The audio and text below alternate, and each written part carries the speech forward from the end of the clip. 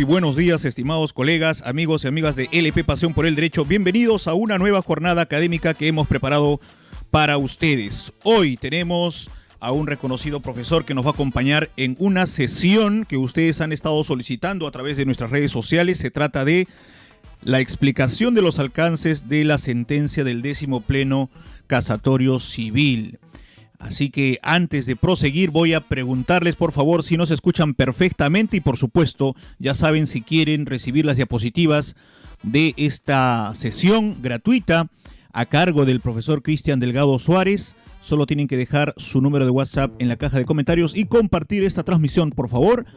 Voy a saludar mientras tanto a los colegas que se están sumando a la transmisión. Danet Liz, Johnny, al colega Lubin Fajardo, a la colega Indira Kenache, César Wester, Álvar Luis. A ver, muy bien. Gracias, colegas. Me avisan, por favor, si se escucha perfecto. Así también vamos a pedirle a nuestros colegas que apliquen el One Signal. Bien, estamos a unos minutos de continuar con esta transmisión o de comenzar propiamente la transmisión, clase gratuita a cargo del profesor Cristian Delgado, amicus curiae de la Corte Suprema. Debo decirles algunos datos. A ver, como ustedes saben, la sentencia del 10º Pleno Casatorio Civil se ha publicado hace unas semanas y nosotros, con motivo de esa resolución, hemos organizado una clase gratuita para ustedes. El profesor que nos acompaña, Cristian Delgado Suárez, es profesor de Derecho Procesal en la Pontificia Universidad Católica del Perú y en la Universidad de Lima. Es máster en Derecho Procesal Civil por la Universidad Federal del Paraná y en Derecho Constitucional por la Universidad de Génova. Ha sido miembro del Grupo de Reforma del Código Procesal Civil de 1993. Además, es asociado senior de Hernández y miembro de la Asociación Internacional de Derecho Procesal, del Instituto Iberoamericano de Derecho Procesal y de la Asociación Italiana de Estudios del Proceso Civil.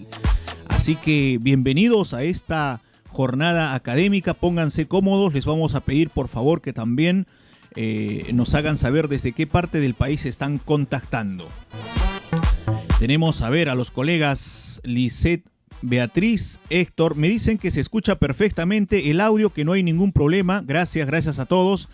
Ahí tenemos ya enfrente al profesor para que pueda empezar su clase.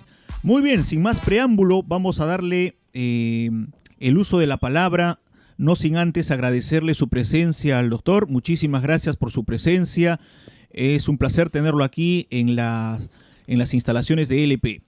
Sin más, vamos a comenzar la transmisión. Ya saben, pueden seguirnos también en nuestra plataforma de Facebook, como también en nuestra plataforma de YouTube. Bienvenidos a esta clase gratuita sobre la sentencia del 10º Pleno Casatorio Civil. Adelante, profesor. Muy bien. En primer lugar, quisiera agradecer por la gentil invitación de LPC, Pasión por el Derecho. Realmente para mí es una satisfacción poder estar acá con todos, con todas ustedes. Agradecer también a los organizadores, las organizadoras, para poder hablar respecto de un tema bastante importante, diría yo, en lo que respecta a la tutela procesal de los derechos y sobre todo a la técnica procesal, ¿no? Como ustedes saben, hace aproximadamente 2 semanas, 3 semanas, fue publicada la sentencia que contiene el 10º Pleno Casatorio Civil. Ustedes sabrán de que nuestra Corte Suprema, desde el año 93, que entró en vigencia justamente nuestro Código Procesal Civil, ha tenido un perfil evidentemente un poco más proactivo, ¿no? De aquella Corte de modelo netamente del control de la literalidad de la aplicación de la ley a un modelo un poco más proactivo en la creación del derecho, a través de precedentes vinculantes justamente. Entonces, en lo que va de este breve tiempo del Código Procesal Civil del 93, el que está vigente, hemos visto hasta el día de hoy una serie de plenos casatorios. Ha sufrido también alguna modificación el artículo 400 del Código Procesal Civil, básicamente cambiando un poco la forma como se estructura la sala plena, qué es la sala plena, quiénes la conforman para la resolución de un caso conflictivo, para la eliminación de una divergencia interpretativa, ¿no? Lo que yo hoy día vengo a proponerles a todos y todas, por lo cual ya estoy muy agradecido nuevamente de su presencia desde donde nos estén sintonizando, es explicar algunas reglas básicamente que han sido expuestas en el 10º pleno casatorio, ¿no? La cual, esta sentencia, como lo acabo de mencionar, fue publicada recientemente por la Corte Suprema. Ahora bien, ustedes se habrán dado cuenta al revisar la sentencia que, como todos los plenos casatorios, parece que la Corte Suprema nos está acostumbrando a un trabajo casi tratadístico. Esto no es un demérito, por el contrario. Habrán visto de que se han establecido 12 reglas, 12 ratios decidendi, si así quieren llamarlo de alguna manera, 12 reglas jurisprudenciales vinculantes.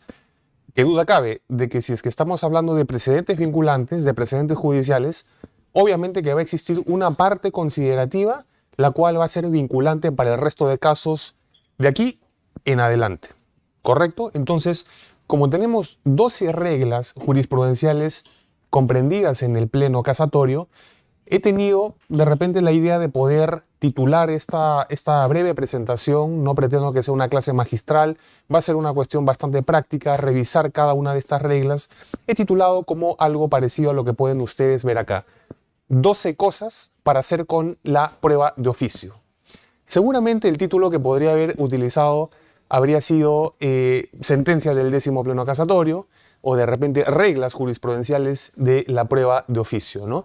En este caso, tal vez para hacer un poco diferentes las cosas, he querido ver si es que tan solo son estas 12 cosas que se pueden hacer con la prueba de oficio. Esto me recuerda, por ejemplo, a un artículo que escribió un jurista norteamericano llamado Geoffrey Marshall, en el que tituló, por ejemplo, este artículo 33 cosas para hacer con el precedente vinculante. Y básicamente era casi como un recetario, por así decirlo, para identificar literalmente 33 cosas que la Corte Suprema hace con sus precedentes vinculantes. Vamos a ver acá cuáles son esas 12 cosas, esas 12 tareas, esas 12 labores que nuestra Corte Suprema de la República nos impone para la prueba de oficio. Tema altamente relevante para la práctica, para la praxis forense, ¿correcto? Entonces, en primer lugar, hay que plasmar la materia controvertida, o sea, lo que se está resolviendo en este pleno casatorio, que al final es una sentencia de la Corte Suprema, ¿correcto? Según la Corte Suprema, se ha advertido de forma continua y reiterada que los diversos órganos jurisdiccionales de la Magistratura Nacional han estado desvariando un poco en el sentido interpretativo del artículo que contiene la prueba de oficio, artículo 194 del Código Procesal Civil, así también como su correspondiente artículo 197 sobre la valoración conjunta de los medios probatorios. Entonces, de inicio ya podemos decir de que, a entender de la Corte Suprema, habría un manejo no coherente, no predecible, por así decirlo, de esta técnica procesal del ámbito de la probática a nivel jurisdiccional, ¿no? Entonces, estas dificultades al momento de plantear la prueba de oficio por parte de los jueces hace que las materias controvertidas, que los procesos sean un poco más farragosos y de repente complicados de resolver. No hay una coherencia en lo que respecta al tratamiento del material probatorio, ¿no? El caso concreto, qué duda cabe, si estamos acá hablando de un precedente vinculante, debemos recordar que todo precedente está conformado por hechos y básicamente porque lo dirime o lo ordena una autoridad competente. La materia controvertida en este caso, que sirvió o que ameritó, por así decirlo, la resolución de este pleno casatorio, fue un proceso de reivindicación. ¿Esto qué quiere decir? De que fue un proceso en el cual se revestían cuestiones fácticas y legales respecto de derechos reales. Esto vamos a ver que en algún momento pierde un poco de sentido porque hay una regla que la vamos a desentrañar, vamos a profundizar en ella, en la que ya no se hace necesario que sea solamente sobre procesos de pretensiones reales, sino también sobre procesos con pretensiones personales.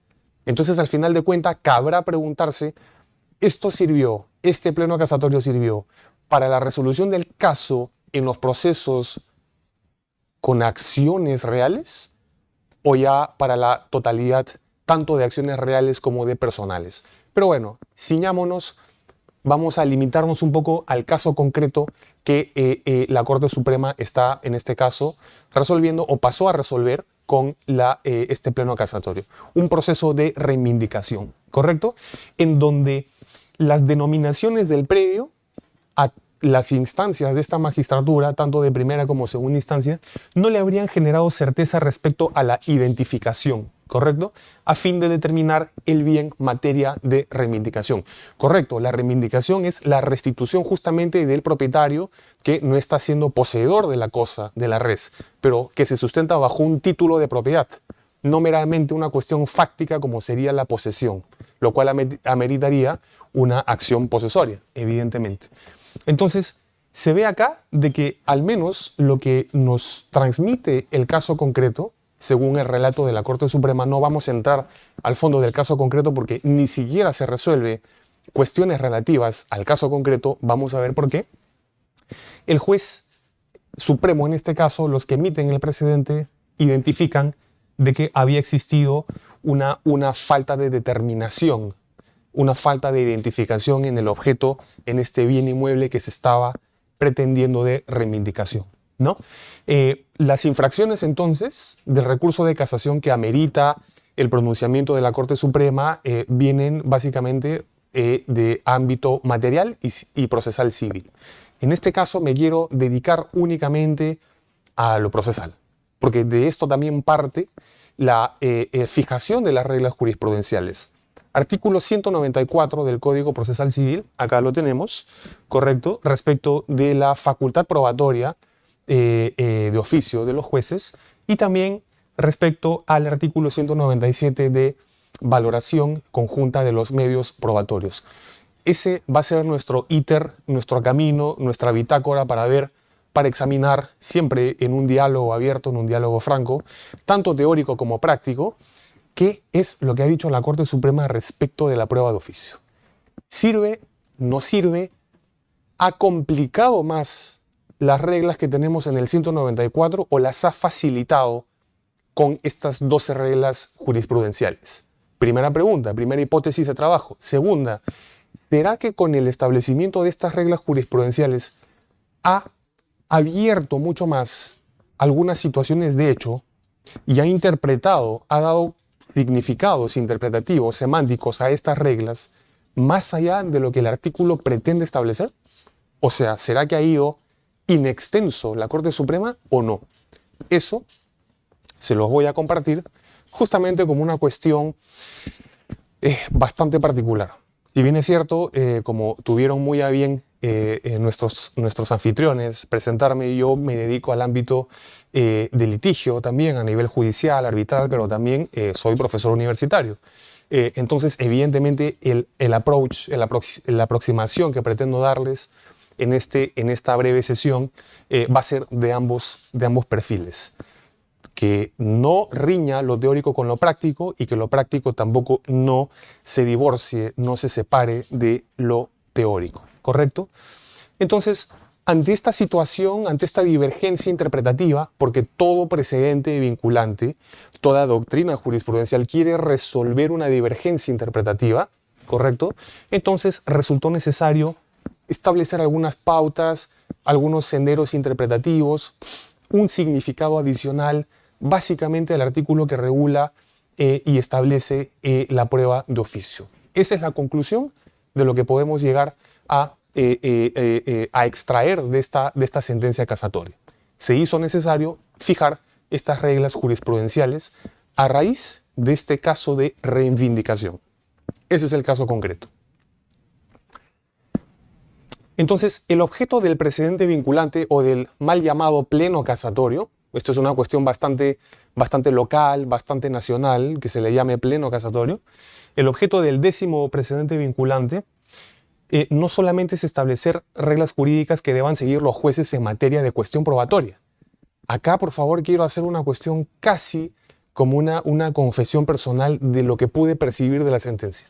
Vean ustedes de que es la propia Corte la que nos dice el objeto de este pleno casatorio, el 10º, además de establecer estas reglas probatorias para la actividad probatoria, tiene también la finalidad de establecer algunos parámetros dogmáticos repito, problemas que la dogmática actual ha desarrollado.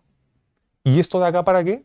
Para que se pueda dar un buen bagaje teórico, dogmático, pero que la Corte Suprema lo va a hacer. Acá ya tenemos a muchos colegas, a muchos estudiosos, estudiosas del proceso civil, interesados e interesadas con este tema que de repente nos dicen, nos alarman, ¿no? Oigan, pero ¿será que la función de la Corte Suprema netamente es de producir teoría? ¿De producir dogmática procesal o en el ámbito material que resuelvan? ¿Esa será la función de pacificación de la jurisprudencia que tiene la Corte Suprema? Algunos o algunas dirán que sí, otros dirán que no. Lo que tenemos a ciencia cierta es de que leyendo más de las 100 páginas que tiene este pleno casatorio, realmente se han dejado escuchar las voces de que parece una cuestión ensayística, tratadística y muy dogmática, hiperdogmática. Yo no riño necesariamente de este contenido porque ese es el soporte fáctico mejor dicho, el soporte teórico que le va a servir a estas reglas jurisprudenciales. Pero es que hay un problema. Cuando una sentencia que por fuentes del derecho es jurisprudencia intenta parecerse a la dogmática, esto puede de repente cristalizar en extremo algo que muta todos los días, que es teoría jurídica. Entonces no se quisiera pensar de que con el precedente vinculante lo que se quiere hacer, al menos el 10º precedente vinculante, lo que se quiere hacer es establecer una única interpretación respecto a lo que es la prueba de oficio. Por eso hay que tener mucho cuidado en leer siempre en clave de contexto y de hechos todos los precedentes vinculantes y este también, por más que diga que va a desarrollar teóricamente el tema de la prueba de oficio. Este es el objeto del precedente vinculante. Entonces, ya en este punto podemos establecer, estamos avanzando casi cronológicamente como una secuencia de lo que hace o de lo que se realiza en el pleno casatorio número 10, hay algunas reglas para el ejercicio de la prueba de oficio, ¿no? Considerando estos diversos criterios asumidos por la Corte Suprema, porque la Corte Suprema también ha resuelto de forma antecedente sobre prueba de oficio, entonces se tienen que establecer algunas reglas atendiendo al fin pacificador, al fin de repente de ser una guía, la jurisprudencia para el derecho nacional, ¿no? En concordancia con los principios de nomofilaquia, con los principios de uniformización de la jurisprudencia que están contenidos en nuestro capítulo de casación, ¿correcto? Entonces, esta es la motivación, este es el fundamento, por así decirlo, para que nuestra Corte haya desarrollado estas reglas jurisprudenciales. No obstante, yo quiero aprovechar un tema tan relevante que escapa al proceso civil, que escapa al proceso judicial en general, para poder hablar un poco más que todo ya de sistemas, de ideologías, de valores, de la axiología que tiene un ordenamiento procesal o hasta una tradición jurídica. ¿Por qué me refiero a esto? Porque no me dejarán engañar ustedes de que cuando afrontamos el tema de la prueba de oficio, no solamente estamos aproximándonos a una mera técnica probatoria que le va a servir al juez precisamente como una regla de decisión. Lo que estamos acá enfrentando en realidad es una colisión de algunos principios fundamentales sobre los cuales se erige o construye un sistema procesal nacional. Entonces, esto de acá ha generado que muchos procesalistas, muchos estudiosos de nuestra ciencia procesal, tales como, comenzando por Michele Tarufo, de repente en España con el profesor Joan Pico Yunoy, con el mismo profesor Jordi Nieva Fenol, acá en el Perú también con el profesor Adrián Simons, querido y gran amigo mío, exista una discusión entre estos modelos, de repente lo más publicista, dejando más espacios de poder y de actuación al juez, o de repente la preservación de las amplias libertades de las partes en el proceso. Porque así como le dirían los pandectistas alemanes, el proceso es un Sache der Parteien. Únicamente se tramitan cosas de las partes. No se necesita más incidencia o protagonismo o activismo del juez, menos en la etapa probatoria. Esto de acá, como vamos a pasar a explicar en la advertencia, supone acaloradas, apasionadas discusiones hasta sobre la conveniencia de un sistema u otro. Me parece como bien identifica el profesor Tarufo, como identifica el propio profesor Joan Pico Yunoy, de que esta discusión al día de hoy parece poco fértil. Porque si bien es cierto, los teóricos del proceso, los científicos del proceso, los que estudian el proceso como ciencia pueden decir no es lo más correcto, siempre van a tener una ideología o un valor sobre el cual sustentan ese argumento. Ahí se encuentra, no sabemos si lógicamente o no, el fundamento de este argumento. Muchos dirán, el proceso realmente debe tender a este horizonte de dar libertad a las partes y de impedir de que el juez subrogue o se subrogue en algunas posiciones procesales, como la de probar, por ejemplo. Pero, sin ir muy lejos, también tenemos a profesores tanto de la filosofía del derecho como también a los propios profesores especialistas en prueba, correcto, básicamente de la tradición española, en la que nos dicen, pero un momento, o sea, pongamos siempre paños húmedos y un punto medio. Si es que una de las finalidades del proceso es impartir justicia, una tutela adecuada, efectiva al derecho material, oportuna, lo más próximo tal vez al acontecimiento real de los hechos, busquemos la verdad de esos hechos que han sido alegados. Esta verdad, entre comillas, por correspondencia, porque no me voy acá a detener si es que existe una verdad procesal o material, no es una cuestión que suponga mayor debate a nivel normativo.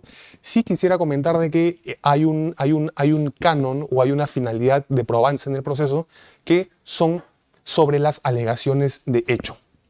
Hechos constitutivos, modificativos, extintivos, que entre las partes recíprocamente se pueden direccionar. Eso es lo que se tiene que probar, bien sea a través de la actividad de las partes.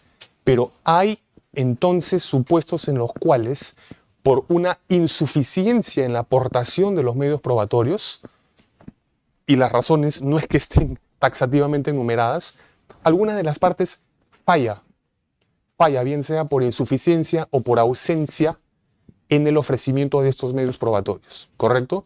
Y también eventualmente, obviamente, en su producción.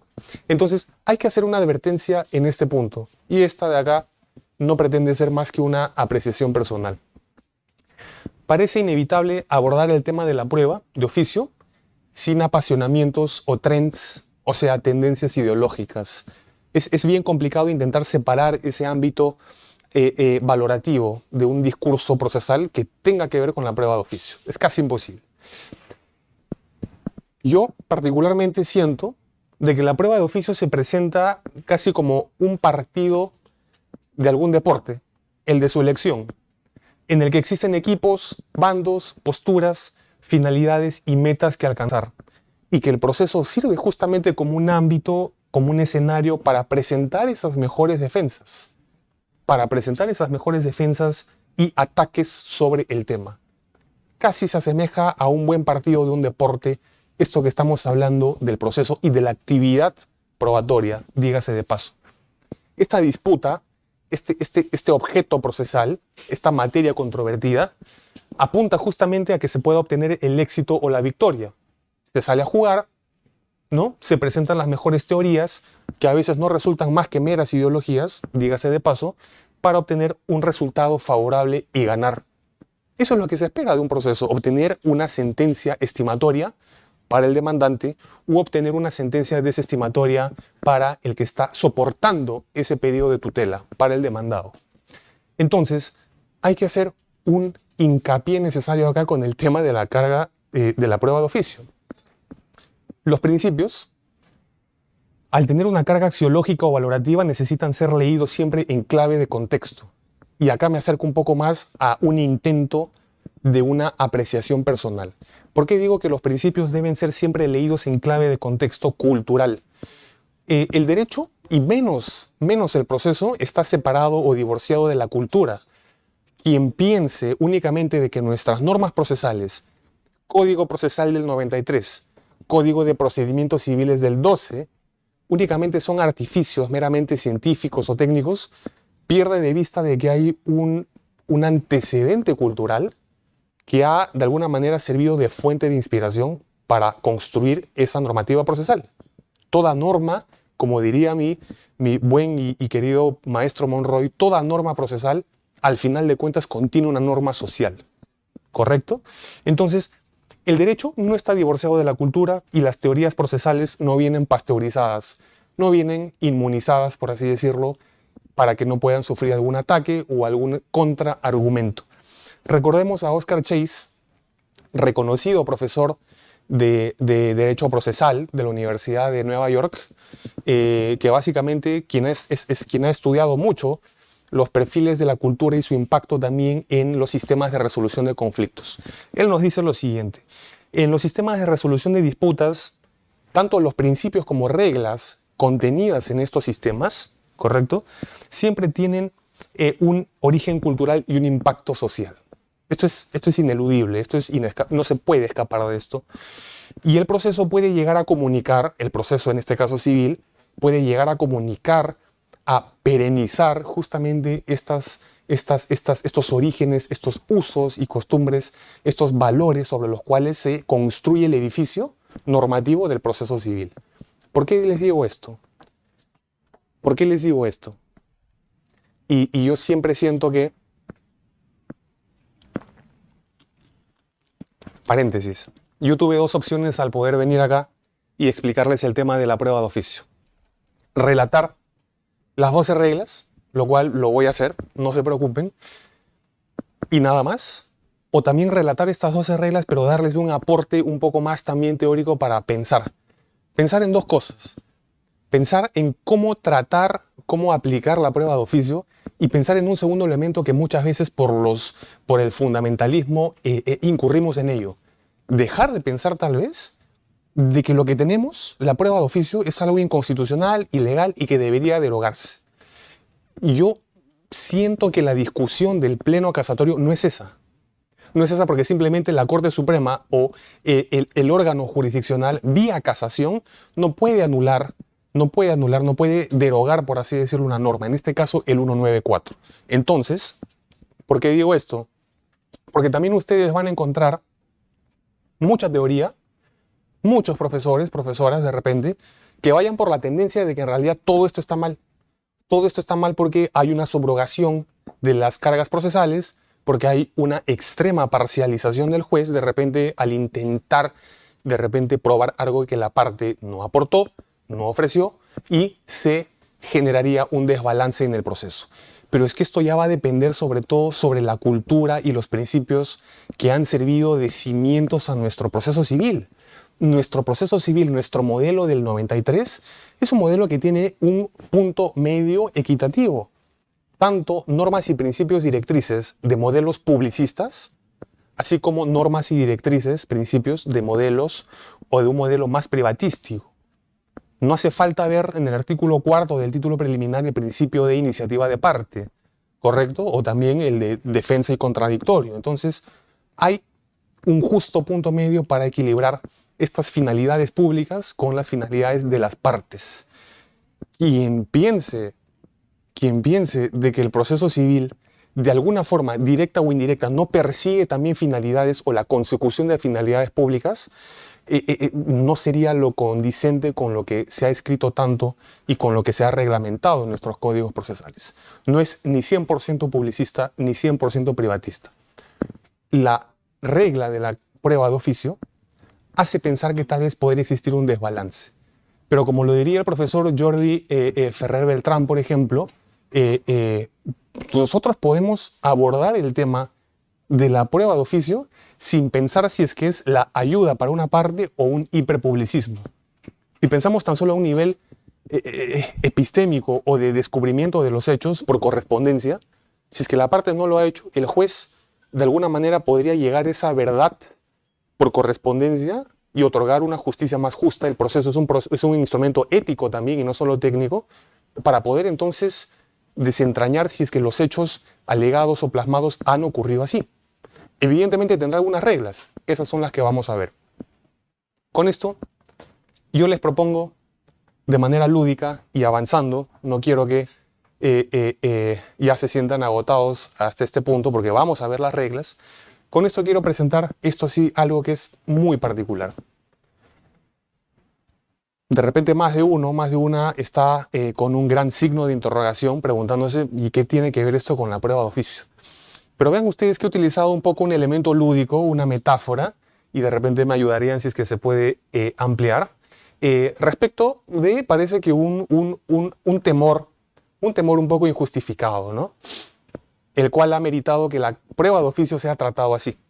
Acá tenemos un fantasma de esta famosa serie de Scooby-Doo, ¿correcto? Y tenemos acá en la nube de arriba al propio fantasma presentándose y diciendo lo siguiente: hola, me llamo prueba de oficio. Ahí está el fantasma. No sabemos si el fantasma sirve en este momento para espantar o no. Y el mismo fantasma se pregunta, ¿no? Llamado prueba de oficio, ¿a qué le tememos? ¿A qué le tenemos miedo cuando hablamos de prueba de oficio? ¿A una parcialización? 1. 2. ¿A una subrogación de cargas procesales? ¿Será realmente eso lo que ocurre? 3. ¿Habrá una restricción de la libertad de las partes en el proceso? ¿Realmente existirá esto cuando se habla de carga o de prueba de oficio? O tal vez, espero que lo menos probable, pero tal vez lo más frecuente, tal vez exista una alergia a las finalidades públicas del proceso. Porque nuevamente, impartir justicia adecuada, oportuna, la más aproximada a la real ocurrencia de los hechos alegados por correspondencia, pareciera que también es algo que le importa al proceso.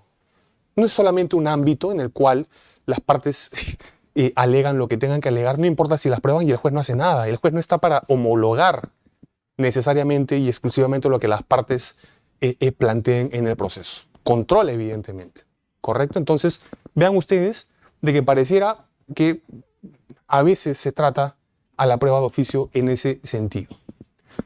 Dicho todo ello, dicha esta premisa, para ahora sí poder pasar a las reglas jurisprudenciales que se ha establecido en este pleno, ¿correcto?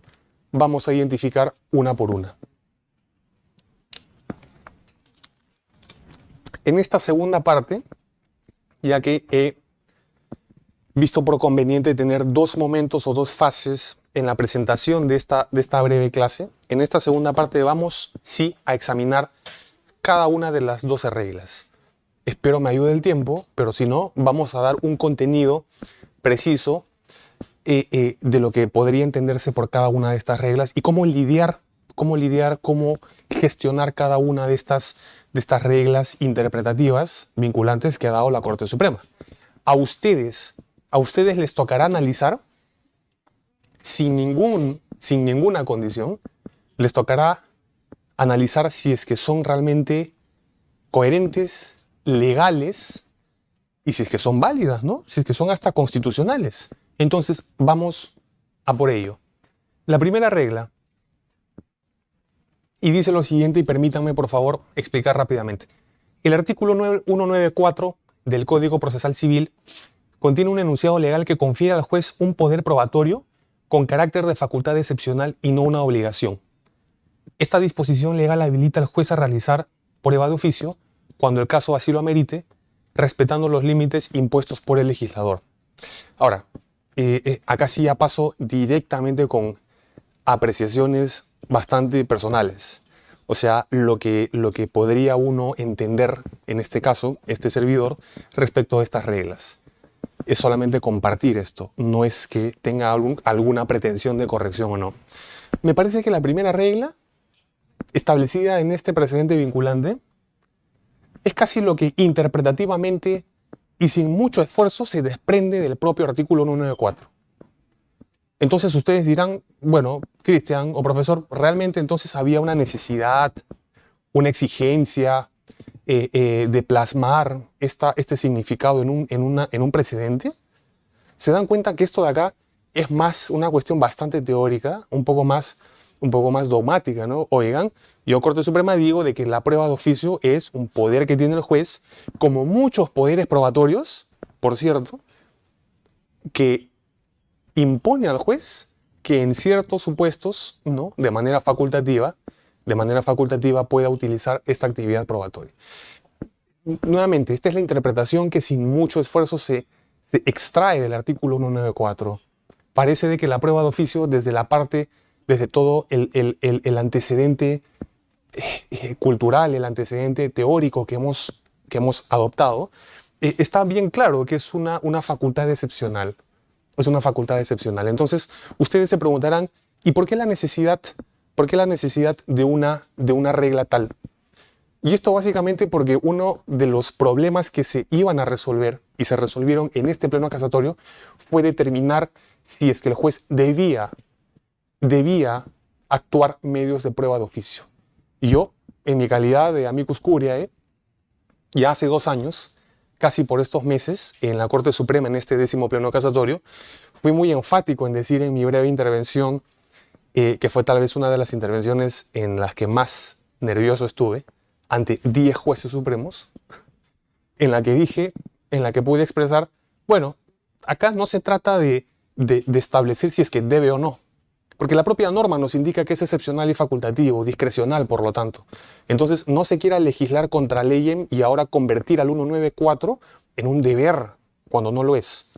Está bien que nos hayamos curado en salud y hayamos puesto, ok, es excepcional, es facultativo. Entonces es un buen comienzo, por así decirlo. La segunda regla tiene un poco más que ver con la organización de la causa, organización del objeto, por así decirlo, procesal, porque ya nos trata directamente de regular la fijación de puntos controvertidos. Tema tan relevante porque de los puntos controvertidos se obtiene justamente el tema probandum y el tema decidendum, lo que se va a aprobar y lo que se va a decidir. Entonces es necesario, para una organización apropiada del objeto procesal, poder establecer con precisión y exhaustividad. Vean ustedes que hay una regla contenida acá prohibitiva. Los puntos controvertidos serán fijados de manera precisa y exhaustiva, los cuales no deben ser una mera descripción de las pretensiones. Me parece que esto es importante y hay que resaltarlo, porque quien litiga, bien sea desde el ámbito práctico forense o desde la impartición de la justicia, y quien les habla también fue un especialista legal en un juzgado de Lima, ve que esta práctica se repite mucho y seguramente se va a seguir repitiendo. Y yo creo que es una cuestión de la ley del mínimo esfuerzo, tal vez. Porque plantear y establecer puntos controvertidos realmente significa un filtro entre aquellos hechos que realmente sean controvertidos y que tanto de la parte demandante como de la parte demandada no exista algún tipo de acuerdo. De ahí se va a desprender entonces, qué cosa es lo que se va a probar. Ahora bien, yo no voy acá a decirles o indicarles, y menos tampoco un precedente, cómo es que se establecen o algunas reglas para establecer los puntos controvertidos. Esta es una cuestión más argumentativa de los propios jueces. Pero ahora sí, lo que no podrán hacer es meramente repetir las pretensiones, el petitum, básicamente, en la fijación de puntos controvertidos. Profesor, ¿y esto a qué nos puede llevar? Bueno, esto nos puede llevar a 2 cosas. A que tengamos entonces una fijación de puntos controvertidos más precisa, más fina, pero tal vez nos pueda llevar a que para hacer esto se utilice más tiempo. Porque es una labor, hay un íter intelectual para realizar justamente esta fijación de puntos controvertidos. Yo me pregunto si es que bajo el modelo de oralidad que ya está implementado casi en la mitad del país, los módulos corporativos de litigación oral civil, si es que una audiencia preliminar, como las que yo ya pude tener, dura casi 2 horas, literal, dura casi 2 horas, ¿cuánto más tiempo tendrá que utilizarse para hacer este tipo de práctica intelectiva? Fijar los puntos controvertidos de manera precisa y exhausta. Entonces, esto de todas maneras va a meritar una labor adicional, ¿correcto? Pero pienso en pro de una mejor organización del proceso, porque esto, como lo dirían los americanos, los teóricos del common law, constituye el pre-trial. Esto básicamente es dejar listo el objeto para que recién se pase al juzgamiento y para evitar llevarlo con algún tipo de vicio o con algún tipo de insuficiencia en lo que respecta al material probatorio. ¿Correcto? Tercera regla. La tercera regla, permítanme por favor. Acá tenemos también una interpretación de lo que es el artículo 194 en lo que respecta a la prueba de oficio en primera y segunda instancia, en primer y segundo grado, ¿no?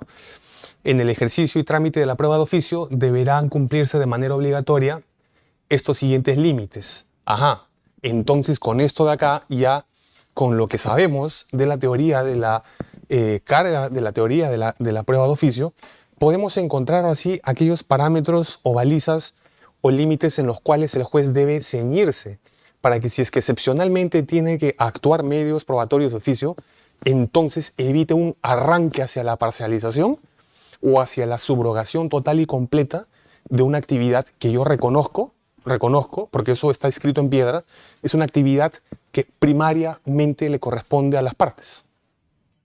Eso nadie lo va a cambiar.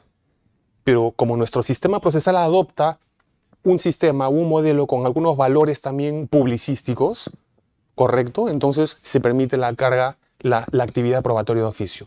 Sí y solo sí se siguen estas reglas. Excepcionalidad, evidentemente cuando hay una insuficiencia del material probatorio, del acervo probatorio. Pertinencia, oye, lo que yo juez quiero actuar de oficio va directamente en el horizonte de probar los alegatos de hecho que constituyen el objeto controvertido. Correcto, entonces ideo y pienso en incluirla de oficio, ¿no? Fuentes de prueba. Esto también está en el artículo 194. El juez no puede actuar u ordenar la actuación de medios probatorios de oficio si es que las partes, al fallar en su aporte, correcto, no han mencionado la fuente de prueba. Porque esto estaría yendo en contra del principio prohibitivo al juez de conocer o de utilizar el conocimiento privado.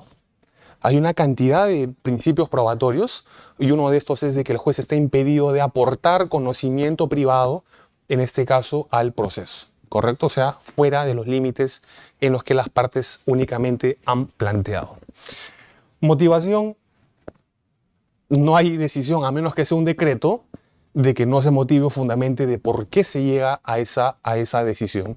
Recordemos que la actuación de un medio probatorio de oficio descansa sobre un auto, una resolución judicial que tiene la particularidad de ser motivada, de tener que ser motivada. Contradictorio, no suplir a las partes y en una sola oportunidad. Quiero reservar el contradictorio porque eso es justamente sobre lo que viene alguna de las siguientes reglas en las cuales sí tengo algunas críticas. Y aquí está, la cuarta regla. El contradictorio en la prueba de oficio puede ser previo o diferido y se ejerce por las partes de forma oral o escrita dependiendo de la naturaleza del proceso. Y esto me genera no una, sino varias dudas. En primer lugar, partiendo únicamente por lenguaje, el hecho de que acá tengamos el previo o diferido, o sea, disyuntivo, me da la posibilidad de que yo pueda pensar en cualquiera de esas opciones.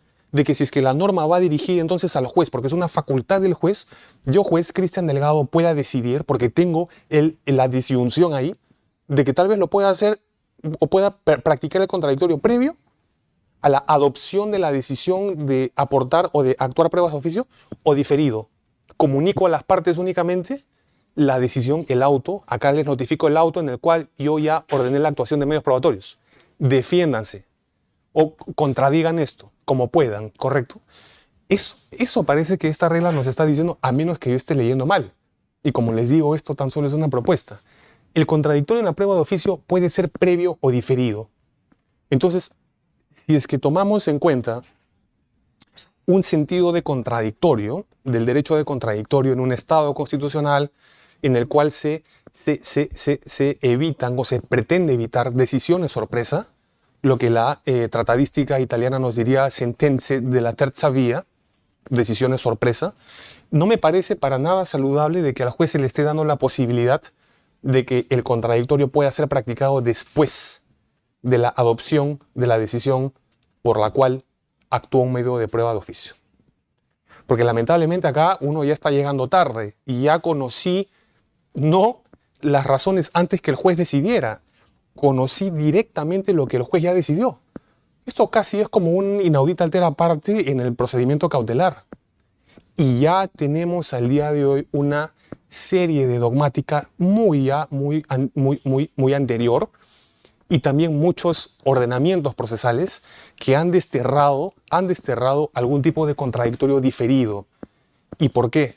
Y aquí yo les presento y les ofrezco estas razones. Porque el contradictorio ya no solo significa defenderse en cualquier momento y como pueda. El contradictorio significa permíteme a mí como parte persuadirte, juez, antes que tomes una decisión. Oigan, el proceso es un ámbito dialéctico, de debate, de persuasión, de influencia, y a mí me parece altamente inconstitucional de que el juez diga acá, no, mira, esta es una facultad excepcional, pero que es poder al final, y yo solamente te comunico lo que he hecho, ¿ah? Muchas gracias, tú ves lo que haces. Si impugnas, si te defiendes, si cuestionas, pero ya tomé la decisión.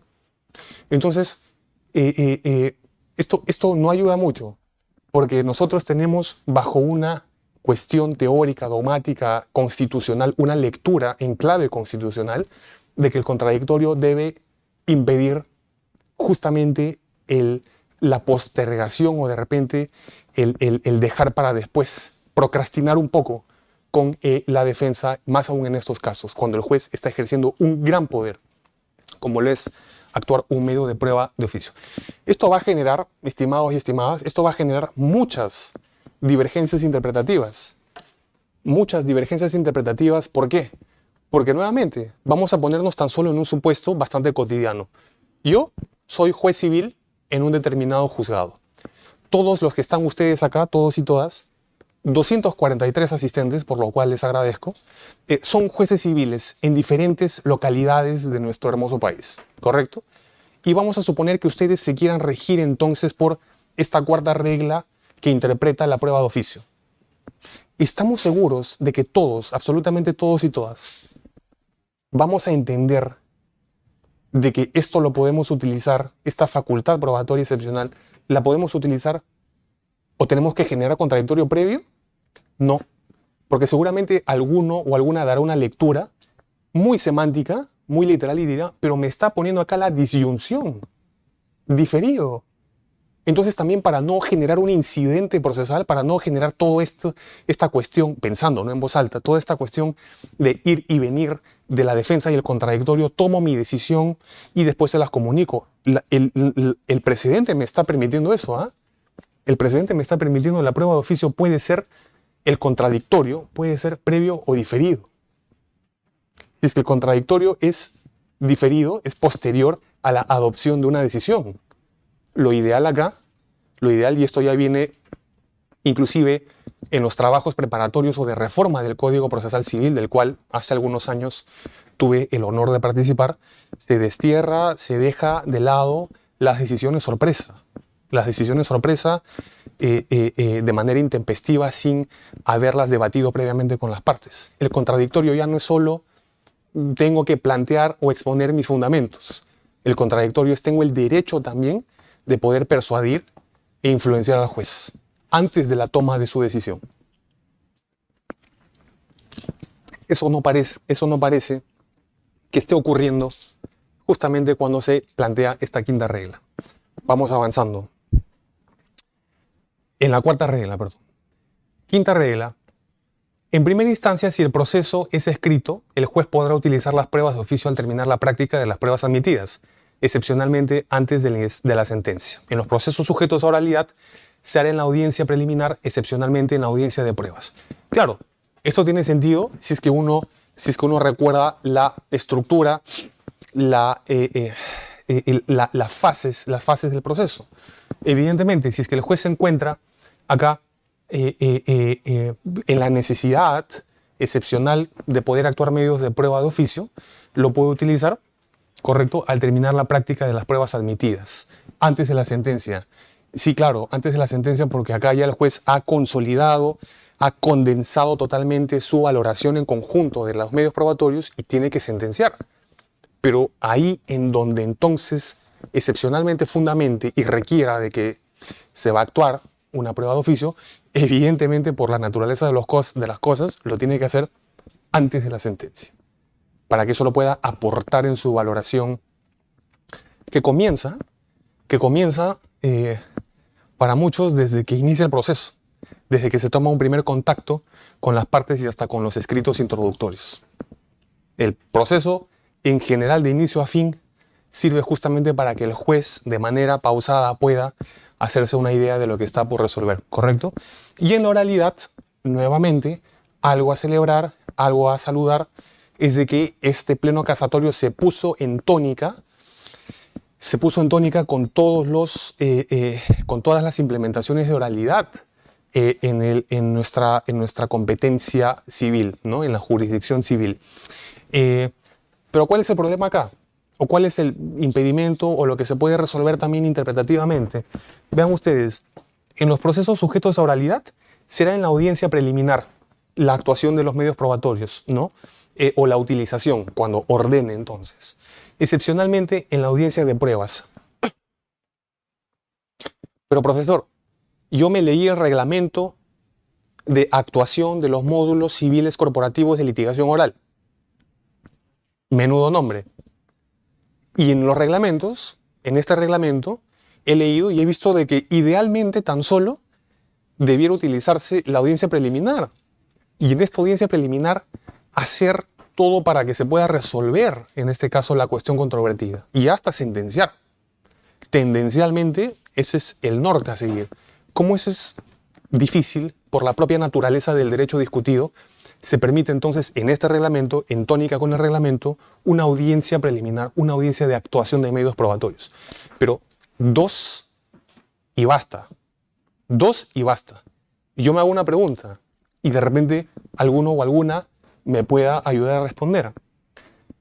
Si es que el juez en el modelo de oralidad puede excepcionalmente actuar medios de prueba de oficio y excepcionalmente lo hará en la audiencia de pruebas, oigan, ¿no es que acaso necesitará de más tiempo y de otra audiencia para poder entonces retirar la eficacia de ese medio probatorio de oficio?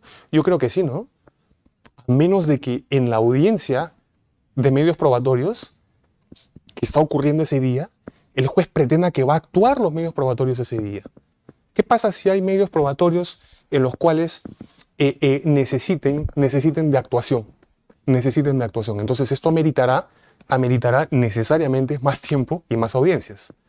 Pero no que el protocolo o el reglamento de actuación de estos módulos impone a lo mucho 2 audiencias.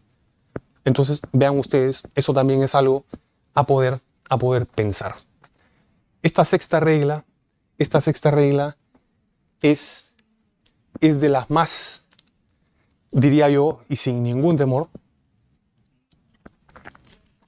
es de las más nefastas bajo una lógica de proceso bilateral, isonómico, equitativo, igualitario, que va inclusive en contrasentido con el principio de socialización procesal. Y no estoy siendo alarmista, pero permítanme leerlo.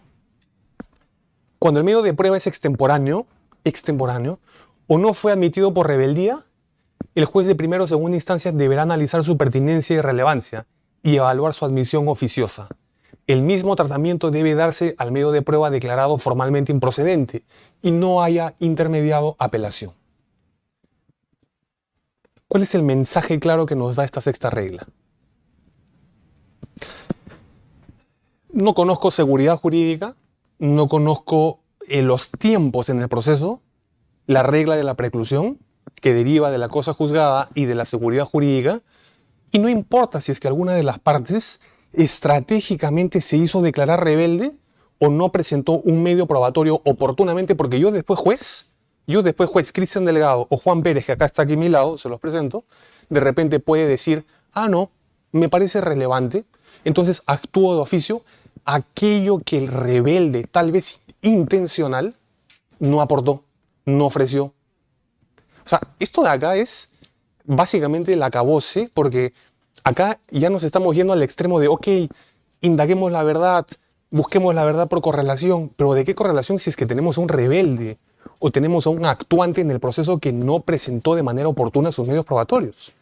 ¿Por qué entonces desequilibrar la balanza y darle esta posibilidad de que con la prueba de oficio el juez pueda incluir estos medios probatorios? Eso me parece altamente nocivo, porque uno, cuando está en un proceso, estimados y estimadas, juega con algunas reglas también de lealtad, de buena fe procesal. Y si es que le estamos dando acá el espacio para decir, puedo actuar pruebas de oficio que el rebelde no ofreció, o que el demandado no aportó oportunamente, tempestivamente, esto a mí me da la posibilidad entonces de reservarme algunos medios de prueba y lanzarlos como bombas antes de la sentencia.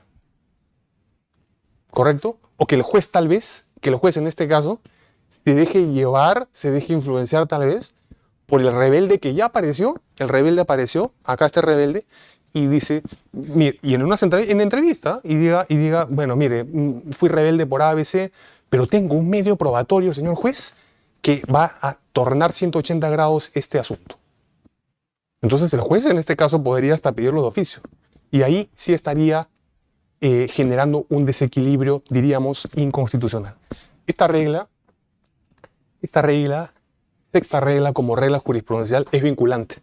Entonces es un poco complicado poder zafarse de ello.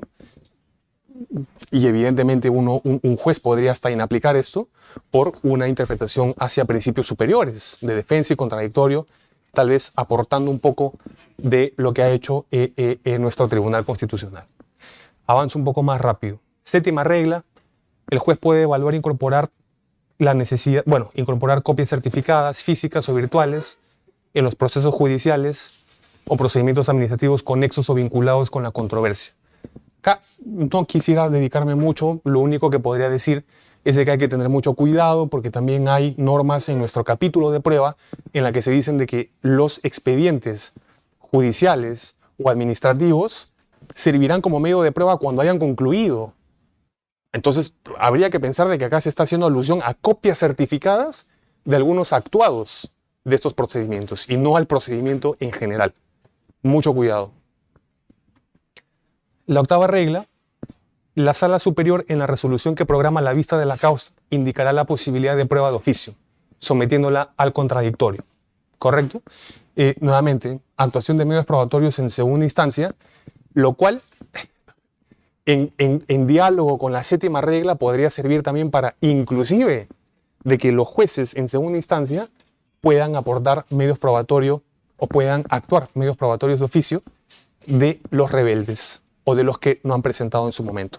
Pero lo que me gustaría pensar es de que esta octava regla necesariamente habla con la actividad probatoria en segunda instancia. No va reperta y no va producta. Nuevos hechos después de la sentencia y aquellos documentos a los cuales se haya tenido conocimiento de su existencia recién de la sentencia, recién después de la sentencia, ¿no? En esa clave creo que debería leerse. Cuando proceda la apelación, novena regla, contra la resolución que ordena prueba de oficio, se considera sin efecto suspensivo. En segunda instancia, el cuestionamiento a la prueba de oficio podrá ser alegada como argumento en el recurso de casación. Acá también hay que tener mucho cuidado, por una sencilla razón. Porque el cuestionamiento de la prueba de oficio en casación, acá, ¿en qué línea estamos? ¿En un derecho a probar o en un derecho ya que incide en el fondo? Y recordemos de que si es que estamos cuestionando prueba de oficio ahora como causal casatoria, esto de acá me parece que como es probatorio va a ir a un fallo nulificante. ¿Y qué va a hacer entonces la Corte Suprema? ¿Hacer el reenvío por la falta de actuación de un medio probatorio o por su cuestionamiento de oficio? Entonces esto también abriría espacio para pensar, la Corte Suprema al revisar estas causales, ¿podrá tener alguna incidencia en los hechos? ¿Casación por hechos? ¿No que la casación es un control normativo meramente? Entonces, como les digo, a veces mientras más reglas existen, mientras más apertura semántica, puede que el tema sea un poco más complicado, ¿no? Décima regla, nos vamos aproximando al final. En los procesos relacionados con derechos reales, el juez puede utilizar especialmente como prueba de oficio las siguientes: inspección judicial, prueba pericial y en lo que respecta a documentos, partida registral, certificado catastral, copia literal y cualquier otra información registral. Nuevamente,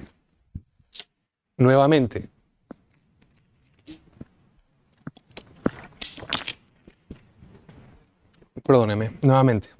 Acá, esta 10ª regla parece que recién está haciendo alusión a la materia controvertida o al caso que ameritó este pleno casatorio, reivindicación. Miren, llegamos en los últimos 15 minutos del partido.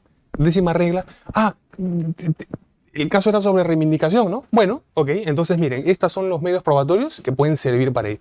Y acá uno leyendo se pone a identificar, oigan, ok, esto es lo que puede servir, en lo que el juez puede utilizar especialmente como prueba de oficio. Mucho cuidado en que esto no converse con una prueba tarifada.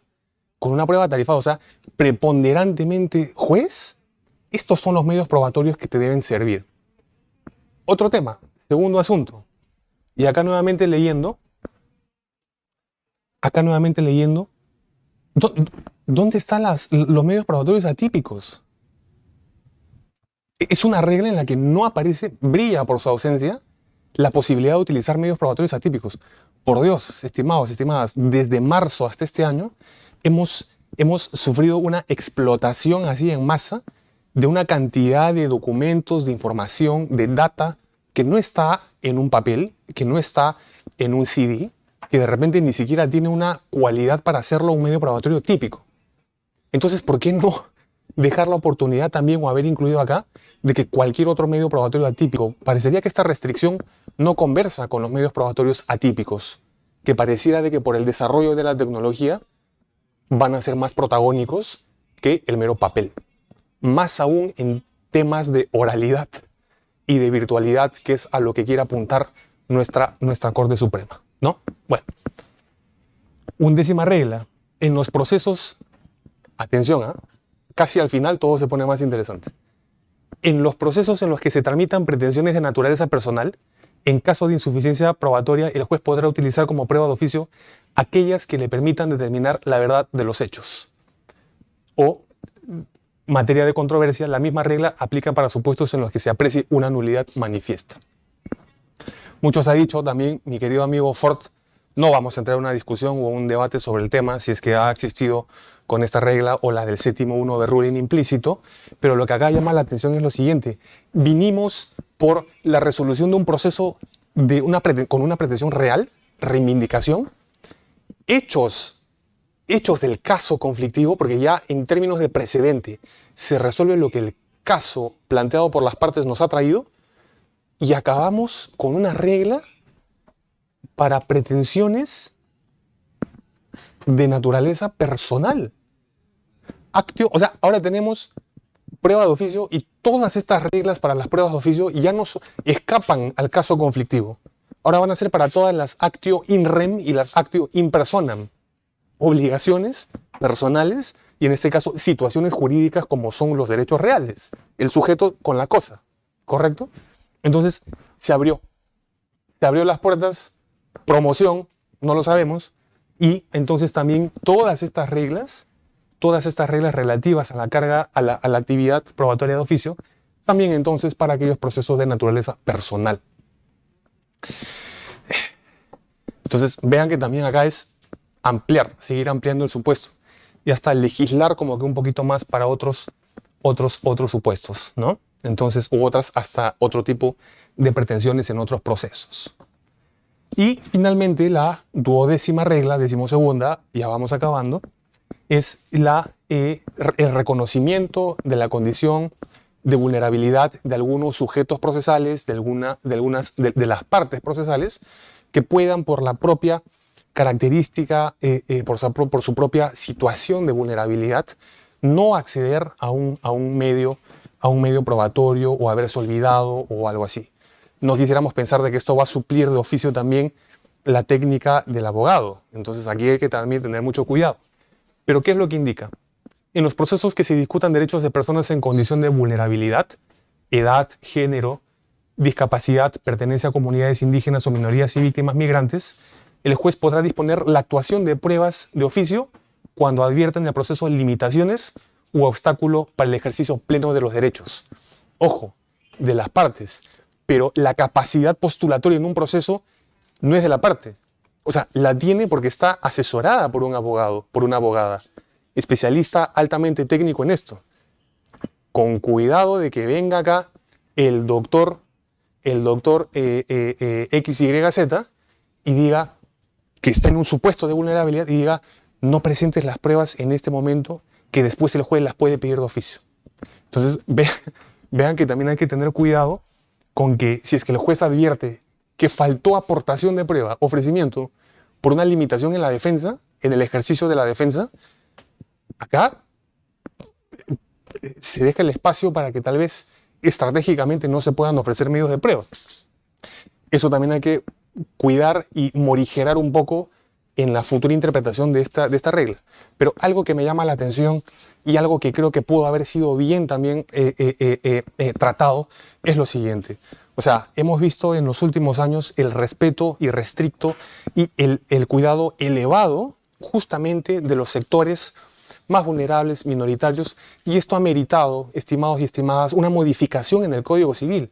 El Código Civil no trata más de discapacidad, trata de capacidad restringida, que puede ser justamente coadyuvada o colaborada por alguien que auxilie al que tiene una capacidad restringida. Ya no se habla en tónica de discapacidad.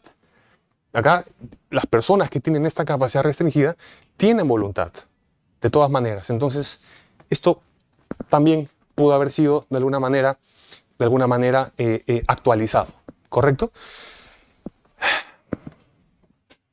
12 reglas, 12 cosas para hacer con la prueba de oficio. Seguramente nuestra praxis jurisprudencial nos traerá mucha más muestra para poder examinar y elaborar más interpretaciones sobre esto, pero bueno, al final del día la intención es noble de nuestra Corte Suprema, establecer estas reglas, pero el tema es que hay que hacerlo con mucho cuidado hasta el momento de interpretar, porque acá no se trata de una mera sentencia casatoria, se trata de un precedente vinculante. No he hablado mucho de precedentes, ameritaría un semestre hablar de precedentes, pero un precedente cristaliza una interpretación. Y todo esto que hemos visto, con las cosas buenas y malas, técnicas o atécnicas, ya son reglas vinculantes. Por su atención, muchísimas gracias, por su paciencia. También agradecer nuevamente a LP, a los organizadores, las organizadoras, y seguramente será hasta una próxima y pronta oportunidad. Gracias. Muchísimas gracias, profesor, por esa excelente ponencia. No podemos responder todas las preguntas, quizás solo un parcito de preguntas, profesor, si no no quisiéramos abusar de su tiempo. Hay muchísimas preguntas, sería imposible poder abarcarlas todas, pero tenemos aquí a Rolando García, que dice una pregunta.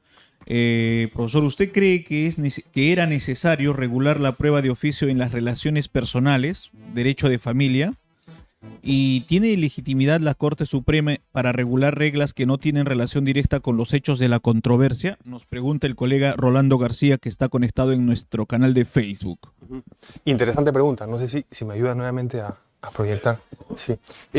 Interesante pregunta porque nuevamente ha incidido en un tema que, estimado Rolando, escapa un poco, diríamos un poquito mucho, al objeto de resolución en un precedente vinculante. El precedente vinculante tiene algunos límites. Si es que quieres que sea precedente vinculante, ¿no? Legítimo e inclusive hasta válido. Únicamente restringir sobre los hechos que han ocurrido y que han servido para el objeto controvertido. O sea, hay una quaestio facti y una quaestio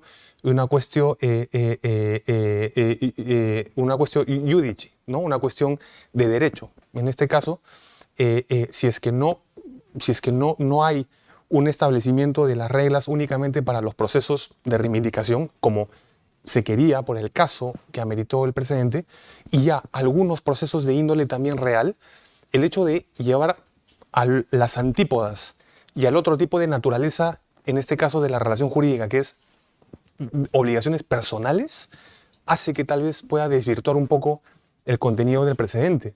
En el presente hay que establecer de que solo se resuelve lo que ha ameritado como hechos esa controversia jurídica. Y sobre los hechos vendrá la calificación jurídica, que es sobre lo que existe divergencia. Pero ¿cuál de repente es el cabo suelto para yo poder decir si de repente se puede haber ampliado esto? El artículo 197 y 194 del CPC son artículos eminentemente procesales. Este precedente es eminentemente, integralmente procesal. Se ha servido de una acción real para interpretar in extenso, diría yo, el 194. Y ahí, como esta norma es procesal y no material, no de familia, no de reales, entonces la Corte creo que hizo un aporte adicional en qué tipo de casos. Yo no creería que es así, porque lo que ameritó es una acción de reivindicación y sobre eso debió haber quedado. Muchas gracias. Y una pregunta más de David Tume, dice: doctor, cuando se habla de limitaciones de pruebas atípicas, ¿cabría interponer algún recurso cuando el juez se limita solo a este pleno?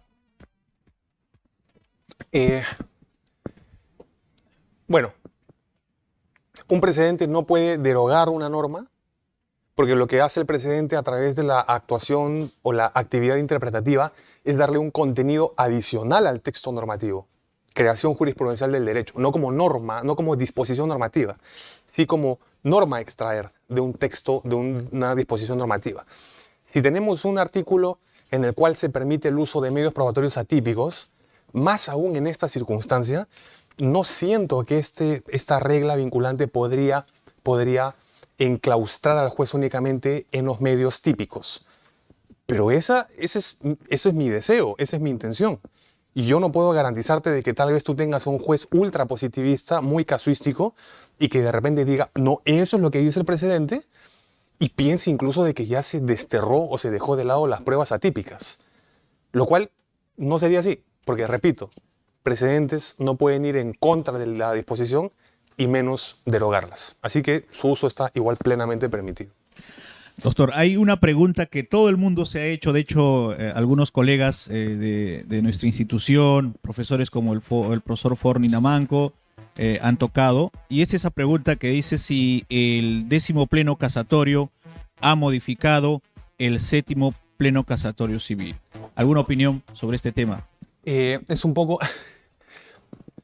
con cargo a que lo pueda exponer hasta en un artículo, qué sé yo, es un poco complicado porque recordemos de que la revocación o el overruling puede ser implícito o tácito, pero también para pensar en ello hay que pensar también en los hechos que han ameritado, los hechos que han producido o han ameritado el precedente posterior, ¿no? Respecto de este 7º.